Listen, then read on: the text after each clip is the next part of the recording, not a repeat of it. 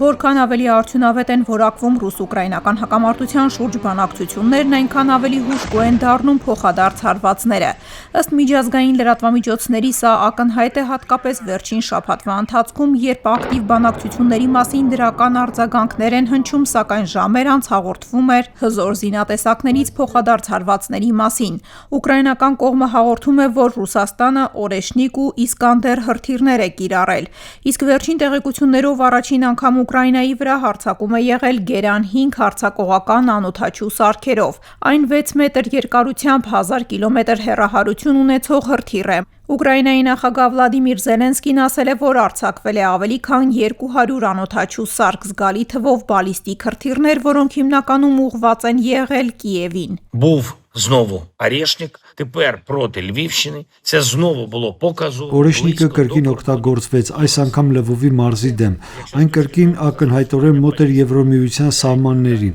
Իսկ միջին հեռահարության բալիստիկ հրթիռների օգտագործման առումով սա նույն մարտահրավերն է ներկայացնում բոլորի համար՝ Վարշավայի, Բուխարեստի, Բուդապեշտի եւ շատ այլ մայրաքաղաքների համար։ Բոլորը պետք է դրան նույն լրջությամբ նայեն։ Եթե նույնիսկ ռուսները չեն անհանգստանում նման զինատեսակներ օգտագործելու համար համոզիչ պատճառաբանություն հորինելու առումով, ապա ոչ մի անձնական կապ եւ ոչ մի ռետորաբանություն չի պաշտպանի որևէ մեկին այդ հարվածներից։ Особистими зв'язками чи будь-якою риторикою від цього не закрийся. Associated Press գործակալությունը գրում է, որ ռուսական հարվածներից հետո Կիևում մոտ 370,000 մարդ մնացել է առանց էլեկտրաէներգիայի 16 աստիճան ցրտի պայմաններում։ Մարդասիրական հարցերով պատասխանատու Ալեքսանդր Օվդիենկոն ասում է, որ տեղում աշխատող տարբեր խմբերի հետ փորձում են օգնել կիևցիներին։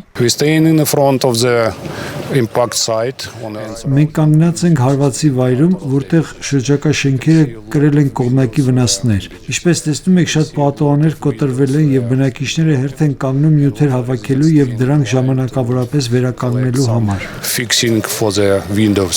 Զելենսկին պնդում է, որ անհրաժեշտ է համատեղ գործողությունների համակարգ, կոլեկտիվ պաշտպանության այնպիսի համակարգ, որը իսկապես կաշխատի։ Նա կարծում է, որ չկա պատասխան այն հարցին, թե արդյոք նման համակարգ գոյություն ունի հիմա։ Նա նշում է, որ Եվրոպայում նույնիսկ այս հարցում կասկածներ կան։ Ըստ այդմ Ուկրաինայի նախագահը կոչ է անում Եվրոպային հակաօդային պաշտպանության համակարգեր տեղակայելու Կիևում։ Զելենսկին նշում է, որ Ուկրաինայի ազգային անվտանգության ու պաշտպանության խորհրդի քարտուղար Ռուստեմ Ումերովը կապի մեջ է ամերիկյան կողմի հետ։ І фактично кожного дня ми продовжуємо спілкування з американською стороною. Գործնականում ամեն օր մենք շարունակում ենք շփվել ամերիկյան կողմի հետ։ Այսօր Ռոստեմ Օմերովը կրկին կապի մեջ էր ամերիկացի գործընկերների հետ։ Սա մեր ռազմավարական խնդիրն է։ Ամերիկայի հետ երկխոսությունը պետք է լինի 100% կառուցողական։ Ուկրաինան երբեք չի եղել եւ երբեք չի լինի խոչընդոտ դիվանագիտության համար։ Մեր արդյունավետությունը գործընկերների հետ աշխատելու հարցում